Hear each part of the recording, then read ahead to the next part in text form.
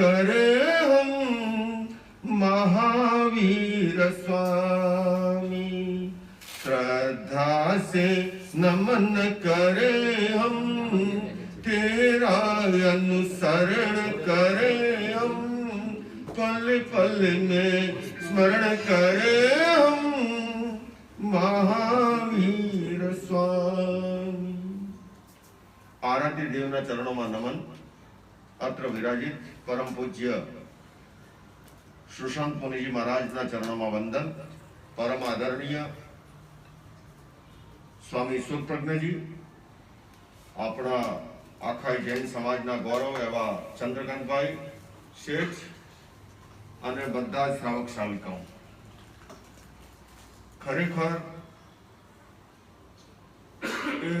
अमारू सौभाग्य कहवाय कि जारे परम पूज्य गादीपतिजी नो दीक्षा दिवस पहलाथी कशुं ज खबर न हती,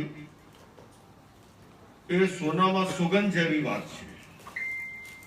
गादीपतिजीनो पोतानो जीवन हूँ घणी वखत कहूं छूं कि ए अध्यात्म साधनाना शिरोमणि हता। श्रमण संस्कृतिना महान सूर्य हता अने एमनी ऋजुता, सरलता, भगवान महावीरे जेम कीधो सोई उज्जूय भूयश्च धम्मो सुरदस चित्तई। धर्मनो पात्र कोण?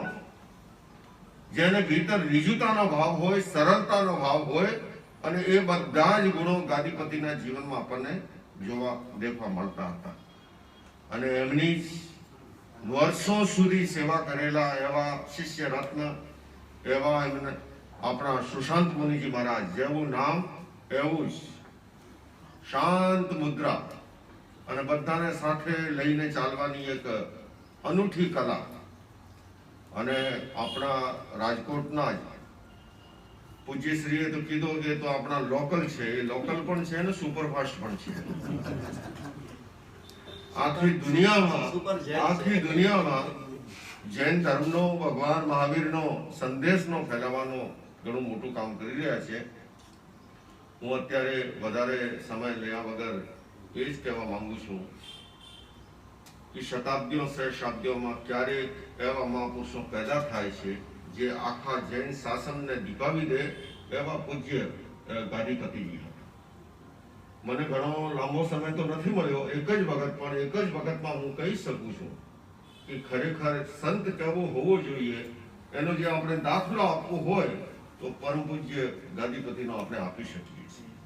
અને એવા જ મને ચંદ્રકાંતભાઈને જેમ જ ખબર પડી કે હું રાજકોટ આવું છું, તરત જ આજથી લગભગ એક અઠવાડિયા પહેલા જ દિલ્હીમાં રાત્રે ફોન આવી ગયો, પધારવાનું છે। મેં પણ પૂછ્યું કે કોણ વિરાજે છે અત્યારે ચારિત્રાત્મા, કીધું સિટીમાં છે તો ચોક્કસ આપણે એવું રાખીશું, કંઈ ગોઠવણ કરીશું। અને પછી પણ પાછળના 3 દિવસથી બરાબર સંપર્કમાં રહ્યા।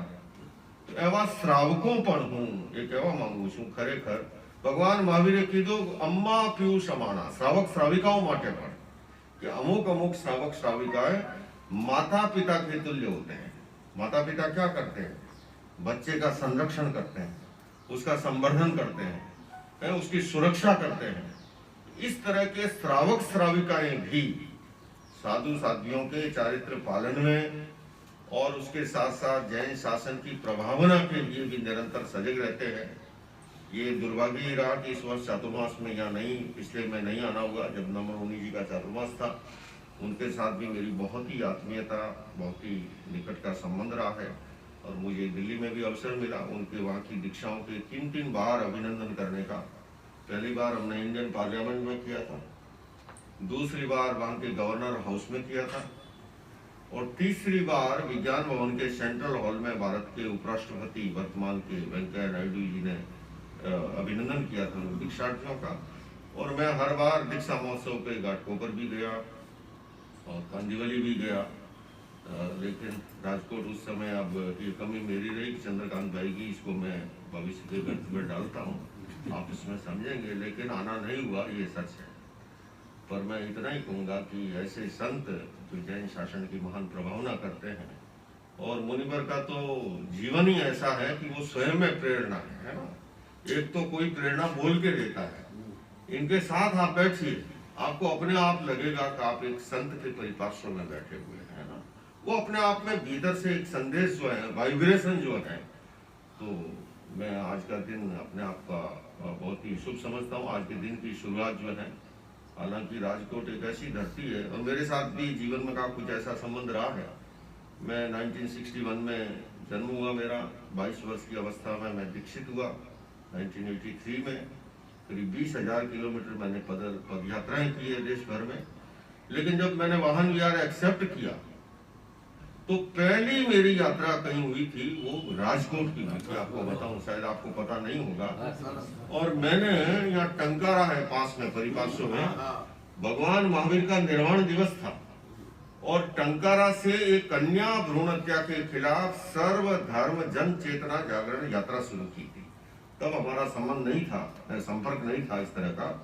लेकिन मैं ये ऐतिहासिक प्रसंग आपको बताऊं, मेरे मन में एक तड़फ रही कि भगवान बुद्ध और भगवान महावीर दोनों समकालीन हैं। बौद्ध धर्म आज सारी दुनिया में फैल गया। जैन धर्म जो है, जो कि इतना साइंटिफिक है, इतना रिलेवेंट है। अगर मैं आपको कहूं कि आज की दुनिया की 3 बड़ी समस्याएं हैं। पहली है क्लाइमेट चेंज की, जलवायु परिवर्तन की, ग्लोबल वार्मिंग की। दूसरी समस्या है हिंसा और आतंकवाद की। तीसरी समस्या है गरीबी की, अभाव की। और इन तीनों ही समस्याओं का एक जगह अगर कहीं समाधान मिलता है, वो महावीर के दर्शन में मिलता है, उनकी फिलोसॉफी में। आज पूरे विश्व को जैन दर्शन की जरूरत है, साइंटिफिक है, रिलेवेंट है, किंतु उसके बावजूद वो नहीं फैल पाया। उसमें अनेक कुछ एक कारण है। तो उन्हीं उधेड़ बुन में वैचारिक मंथन के बाद मैंने वाहन विहार शुरू किया। आज मैं पूरी दुनिया में जाता भी हूँ और मैंने यूनाइटेड नेशंस हो, कैलिफोर्निया की असेंबली हो, लंदन पार्लियामेंट हो, हर जगह मेरी कोशिश रहती है। क्योंकि ये केवल प्रचार ही नहीं, आज दुनिया को महावीर के दर्शन की जरूरत है। और वहाँ के लोग कितना एक्सेप्ट करते हैं आपको बताऊं। हम लोग वेजिटेरियन में सभी विश्वास करते हैं ना, लेकिन विदेशों में गोरे सैकड़ों हजारों की संख्या में वेजिटेरियन से आगे वीगन बन गए हैं। और वहां पर संपत्ति के लिए महाराज जी हमारे यहाँ की तरह आसक्ति नहीं है। आचार्य सुशील मुनि जी स्थानकवासी परंपरा से ही सबसे पहले विदेश यात्रा उन्होंने की थी। और आपको बताऊं, उन्होंने एक प्रवचन दिया, एक गोरे ने 108 एकड़ लैंड दान कर दी। कितनी बार? एक बार लेक्चर सुना था। 108 एकड़ लैंड जो गोरे ने, उसका कारण यह है कि वहां जो बच्चे हैं ना, वो 16-17 वर्ष के होते ही पंछी उड़ जाते हैं, अपने पैरों पे खड़े होते हैं। बाप की संपत्ति पे ज्यादा उनका नहीं रहता है। जहाँ हमारे यहाँ बाप अगर ठीक से ना दे तो बाप को खींचने सुप्रीम कोर्ट में जाता है। इसीलिए चर्चों में जो पैसा है महाराज जी, वो इसलिए है कि वो मरते समय कुत्ता बिल्ली के नाम बिल कर जाएंगे। मैक्सिमम पैसा चर्च में पहुंच जाता है ना। हम यहाँ चिंता करते हैं 7 बीड़ी की, क्यों? और इसीलिए इतने घोटाले होते हैं। आज जो जितने घोटाले होते हैं, अगर वो 7 पीढ़ी की चिंता न करें तो सोने के बिस्किट ना अंबानी खाता ना अदानी खाता, खाते तो भी है ना। लेकिन इसलिए मैं इतना ही कहूँगा कि आज जैन धर्म की पूरी दुनिया को जरूरत है और हमें विरासत में ये मिला। ये हमारा भाग्य है, हमारा सौभाग्य है। और हमें ऐसे साधु संत जो हैं मिले हैं कि जिनसे हमें बहुत प्रेरणा मिलती है। श्रवण सूत्र जी भी विदेशों में बहुत काम करते हैं और खासकर युवाओं के अंदर बहुत बड़ा आकर्षण इनका रहता है। इनकी प्रवचन शैली बड़ी लुभावनी है, मेरे से ज्यादा आप जानते हो, क्योंकि राजकोट तो बिल्कुल लोकल है ना। हाँ लोकल है, हम तो बाहर के हैं। इन पे एनआरसी लागू नहीं होती है राजकोट में, हम बाहर के। मगर आपने बताया दोनों की सुपर दोनों जरूरत है। मैं इतना ही कहूँगा, सचमुच में चंद्रकांत भाई जैसे श्रावक और आप सभी का जो सहकार है, सद्भावना है, और ये हमारे जैन शासन में धीरे धीरे जो है उदारता बहुत बढ़ रही है। वरना पुराना जमाने में तो 2 अलग परंपराओं के धर्माचार्य कहीं रास्ते में भी मिलते तो शंकर के त्रिशूल की तरह चलते थे। मिलन भी होता था तो शास्त्रार्थ के अखाड़े में होता था, है ना। लेकिन आज एक आपस में देखिए कितना सद्भावना का माहौल है। इन्हें यही पता लगा, संपर्क किया, हमें पता लगा, मन हुआ कि मुनिवर के पास पहुंचना है, चाहे कितनी व्यवस्था क्यों न हो। तो ये उदारता और बढ़ती जाए, है ना। हम गुण ग्राहक बने, प्रमोद भावना रहे, जहाँ कहीं सच्चाई और अच्छाई है उसकी अनुमोदना करें। ज्यादा हम सांप्रदायिक कट्टर न बने हम, क्योंकि आज धर्म को अध्यात्म से जोड़ने की जरूरत है ना। सांप्रदायिक कट्टरता में नुकसान होता है ना। आज हमारा समाज देखो, सबसे ज्यादा रेवेन्यू चुकाने वाला समाज है, सबसे ज्यादा पीसफुल समाज है, अहिंसक समाज है।